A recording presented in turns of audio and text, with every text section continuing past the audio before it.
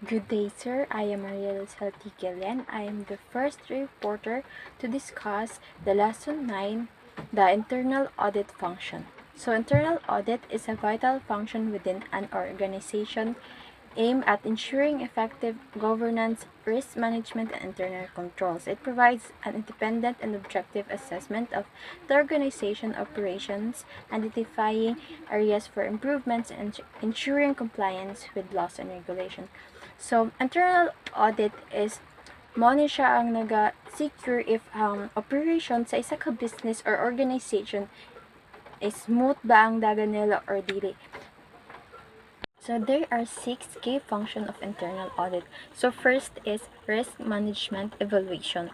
So the purpose of risk management evaluation is to identify potential risks that could impede the achievement of the organization objectives. Internal auditors assess both financial and operational risks. So internal auditors assess risk related to inventory management.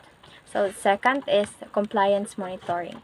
So compliance monitoring is ensure that the organization adheres to relevant laws, regulation, and internal policies. This function helps prevent legal penalties, protects the organization's reputation, and ensures ethical conduct, thus safeguarding the organization from potential threat. So, for example, is fake news na nadawat ang isa ka organization or isa ka business. So, ang compliance monitor is mo na naga-ensure or nag-handle about ana na problem kay of course about naman siya sa legal process if naa sila kailangan kasuhan or naa sila kasuhan na mga tao nila og kadto sab naghatag og fake news sa ilaha. So third is internal control assessment. Internal control assessment evaluates the adequacy and effectiveness of the organization internal controls. Effective internal controls are essential for safeguarding assets, ensuring the reliability of financial reporting, and achieving operational efficiency. So, auditors analyze the efficiency of store operation, including staffing level, sales process, and customer service. They recommend process improvement to enhance operational performance and customer satisfaction. So, fourth is operational efficiency improvement.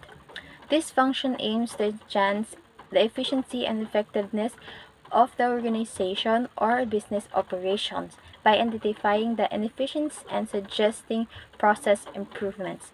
Internal auditors contribute to better resource utilization and operational performance. So, the auditor analyzed the efficiency of store operation, including staffing level, sales process, and customer service. So, fifth is fraud detection and investigation.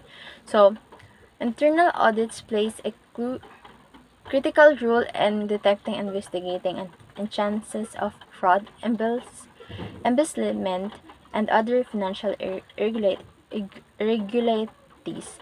This function helps protect to the organization asset and maintain the integrity of its financial record.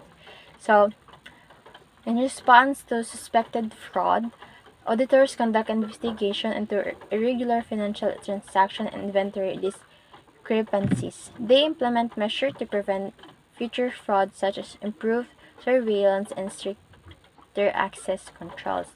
So the last one is the reporting and recommendation. So after conducting audits, the internal auditors compile detailed reports on their findings, control deficiencies, and recommendation for improvements. These reports are communicated to senior manager and the board of directors who use the information to make informed decisions. So, after completing the audits, internal auditors prepare reports detailing their findings and recommendations. So, normal sa isa ka organization o isa ka company na maghatag sila report not di lang financial report but also sa other department na konektado sa operational sa ilang mga work or businesses. Ang main topic is all about discuss the audit process and internal audit objectives and functions. Audit process. The internal audit process is a systematic approach designed to evaluate and improve the effectiveness of governance, risk management, and control process within an organization. The audit process typically consists of several key phases. Audit process. Audit process certainly the audit process is analyzing or examining the data and international gathered during the audit para ma-identify ang issues, discrepancies, or areas need improvement. Then gina-verify nila ang organization kung nagsunod ba sa laws, regulations, or internal policies to ensure nga ang organization is legal nga nag-operate. So, the audit process typically consists of several key phases. Number one, planning. Pla- Planning, risk assessment. First step where auditor nag-identify and evaluate sa risk that could impact sa organization. Nag-determine sila which areas are most issue or fraud, errors, or non-compliance. Sunod, the audit development. Ang pasabot diri is na based on risk assessment, the auditor create a detailed plan naka-outline diri kung unsay naka-examine, kinsay involved, o unsa nga resources ang need nila. Mura siya og roadmap for the entire audit. Number two, field work. Data collection. Napasabot diri ang auditor na gather og relevant information in various methods such as interviews, observations, documents, reviewing to collect. Analysis. Analysis after collecting data is a auditor analyze to find kung unsay weaknesses or areas nga need of improvement sulod sa organization. Number 3, reporting. Drafting report. Ang pasabot diri sa auditor nag-prepare og reports summarizing their findings, conclusions, and recommendations. Din ilagi highlight during audit and suggest ways para ma-address ang kana nga issues. Communications. Sa communication, so ang kining findings i-report sa senior management or board of directors to ensure nga aware ang organization or sila about audit result and para ma-take action. Number 4, follow-up. Monitoring implementation. After issues this report, ang si auditor nag-track or monitor how well the recommended change being implemented to ensure nga these functions help to the organization to improve continuous improvement. So pasabot diri si auditor used to insight gikan sa each audit para ma-improve ang future audit o organizational practices. Kini nga continuous improvement cycle is makatabang siya sa organization to keep getting better sa pag-manage its risk and ensuring compliance. Good day, sir. I am Ginny Tijano, the third reporter, and my assigned topic is internal audit objectives and internal audit function. So, the primary objectives of internal auditing are designed to provide assurance and add value to the organization. So, this include risk management assurance, evaluate whether risks are appropriately identified and managed within the organization. So, evaluating whether risks are appropriately identified and managed within an organization involves assessing several case aspects of its risk management framework. Here's an outline of how to approach this evaluation. First is governance and oversight, risk identification, risk assessment, risk mitigation, monitoring and reporting, integration and culture, Last is evaluation criteria, where to determine whether risks are appropriately managed.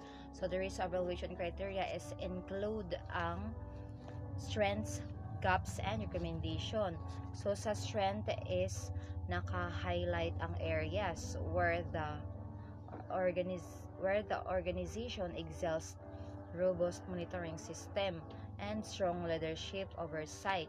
So sa gaps is ma-identified nila kung unsa ang mga weaknesses, such as lack of comprehensive risk identification or insufficient controls. Last is recommendation. So naga-provide sila og actionable nga mga steps for improvement, such as updating the risk management policies or enhancing training programs.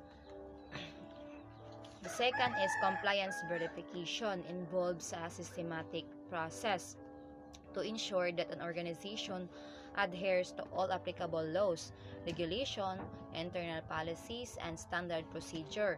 This can be done by identifying relevant laws and regulation, ensures that ang company is aware sa mga local, national, and international laws na nakaapekto sa ilahang operation. The internal policies and procedures ensure that ang organization policies is aligned with the regulatory requirements and are being followed by all staff. Third is auditing and monitoring, includes ang reviewing documents, records, and process to ensure consistency with compliance standards. Fourth is employee training and awareness. So, regularly nga gina-train ang mga employee to ensure they are aware of relevant laws and policies, including changes to regulation and the consequences of non-compliance. Last is reporting and documentation. So keep thorough needs of compliance activities, audits, and training session to demonstrate adherence and ensure transparency. So by ensuring these steps are in place, an organization can achieve ongoing compliance and avoid legal or reputational risk. So the second is operational efficiency improvement. So means looking at how a business or organization does it works to see if na by other ways aron nga mas mapadali ang dalan sa operation. And ang goal nila is to find the better ways or step in order to improve their businesses. Third is internal control evaluation, means checking if ang system and procedure in place are good enough to protect the company's assets like money, equipment, or data, and ensure that financial records are accurate and truthful.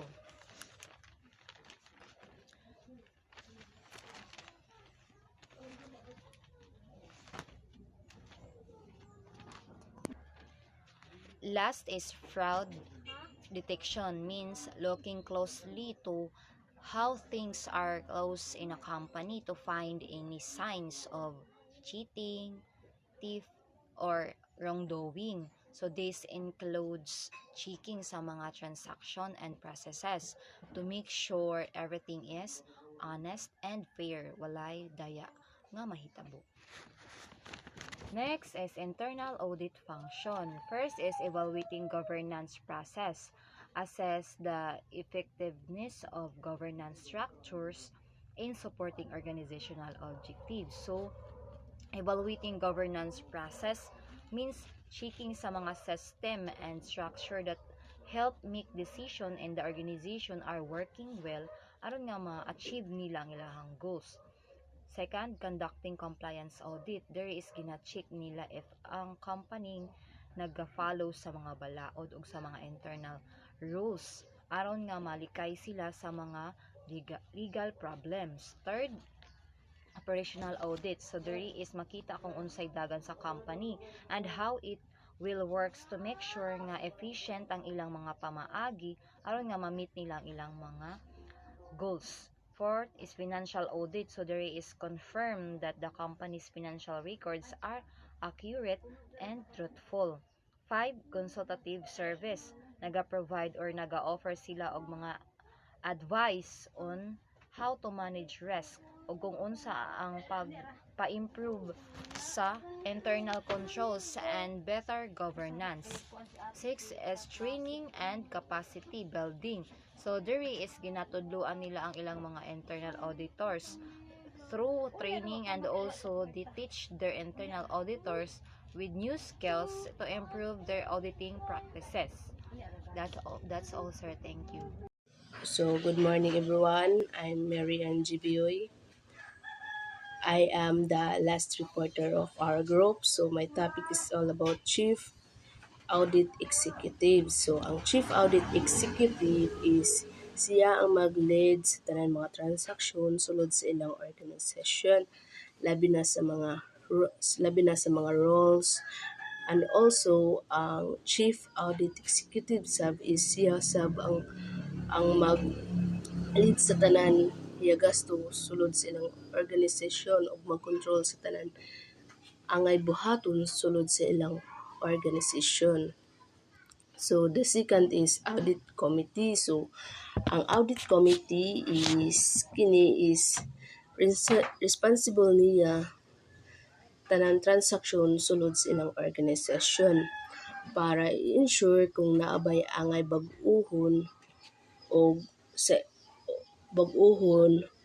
ilang operasyon. Importante sab ang audit committee para i-review tanan na discuss sa ilang organisasyon og labi na sa ilang mga na transact is naabay angay ba nila usabon para jud maiwasan ang mga risk nga maabot sa ilang organisasyon.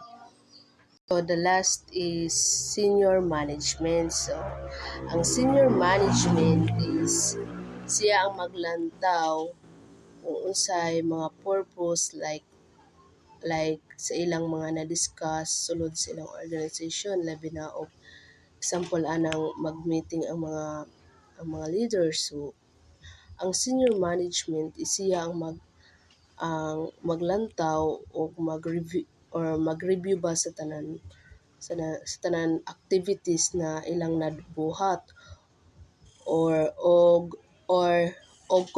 kanang sa ilang discussion is naabay alignment sa ilang activity goals nga ilang gusto nga matuman.